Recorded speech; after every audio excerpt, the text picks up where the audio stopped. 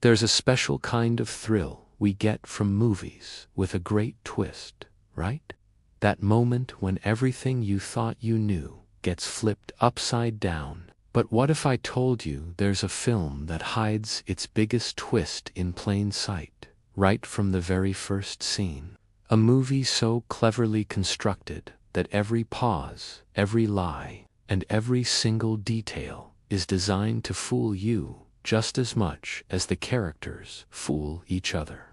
That film is The Invisible Guest, and today we're going to unravel how it masterfully manipulates its audience, using its own narrative as the ultimate weapon of deception. This isn't just a story about a murder. It's a story about how the truth, when weaponized, becomes the most powerful force of all. The film opens with a man named Adrian Doria, a wealthy, successful businessman who, on the surface, looks terrified. But look closer, and you'll see he's also strangely composed.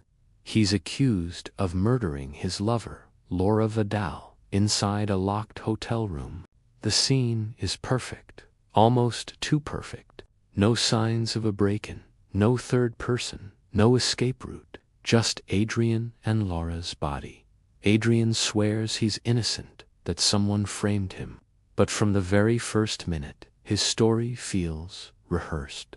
He talks like someone trying to sell a version of the truth, not someone reeling from a tragedy.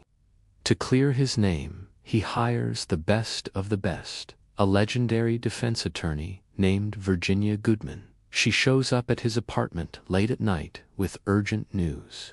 The prosecution has a new witness, one that could destroy Adrian's case. They have just a few hours to build a rock-solid defense, to find a narrative that will hold up in court. The atmosphere is tense, suffocating. Just Adrian, Virginia, and a truth that seems to change with every breath. This is where the game begins.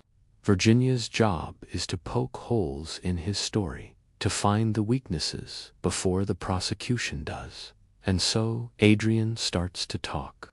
He takes us back a few months. He and Laura were having an affair.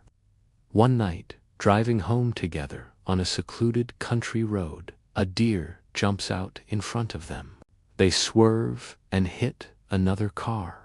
When they get out to check, they make a horrifying discovery. They've killed a young man named Daniel Garrido. Panic sets in.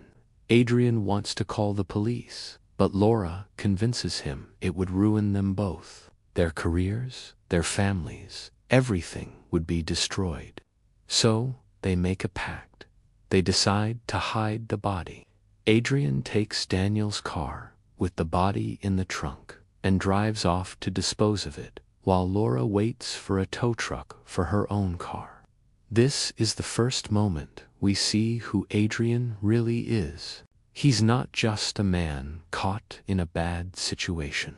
He's a man who, when faced with a moral choice, chooses self-preservation above all else. He's willing to lie, manipulate, and abandon all responsibility to protect his perfect life. As a series of chilling coincidences unfold, Laura ends up at the home of Daniel's parents, who, in a gut-wrenching twist of fate, help her fix her car, completely unaware that she is connected to their son's disappearance. Adrian, meanwhile, drives Daniel's car to a remote lake and pushes it into the water, sinking it along with the body inside. He thinks he's gotten away with it, but a tiny detail, a moment he barely registered, will come back to haunt him. Daniel's father, Tomas, had seen him on the road. He didn't know who Adrian was or what he was doing, but he saw enough to become suspicious. Back in the present, in the apartment, Adrian continues his story. But as he talks, you start to notice something strange. Every time Virginia challenges him, he adjusts the narrative. He changes small details. He reorders events. He pauses for just a second too long. He isn't remembering. He's constructing. He's building a story, piece by piece, and Virginia is right there with him, guiding his every move with surgical precision. It almost feels like she knows the answers before she even asks the questions.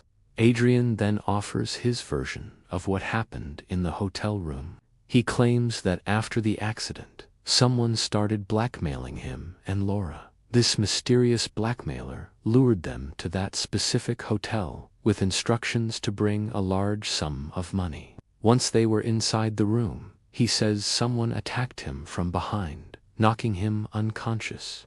When he woke up, Laura was dead and the money was gone. The police arrived, and he was the only suspect. It's a convenient story, but it's full of holes. How did the killer get in and out of a room locked from the inside? Why were there no traces of a third person? Virginia isn't buying it. She's relentless. She picks apart his story, one lie at a time. Why didn't you call the police after the car accident? She asks. Why did your story change so many times? Why does your version contradict all the known facts? Adrian starts to crack under the pressure. The carefully constructed walls of his narrative begin to crumble. He changes his story again.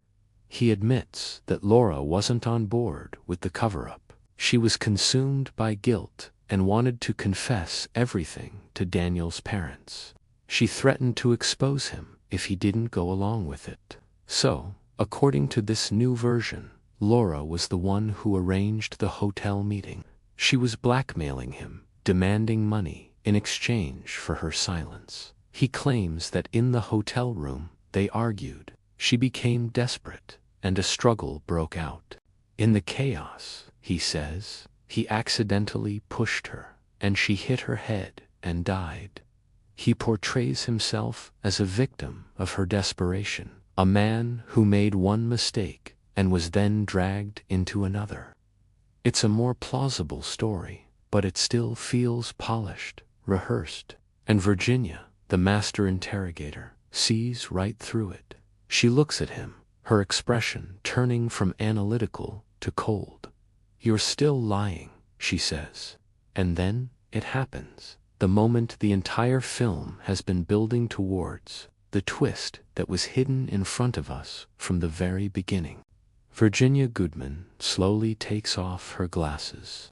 She removes a wig. She wipes away the makeup that has disguised her face. And in that instant, both Adrian and the audience finally see the truth. She is not Virginia Goodman. She is Elvira Garrido, Daniel's mother.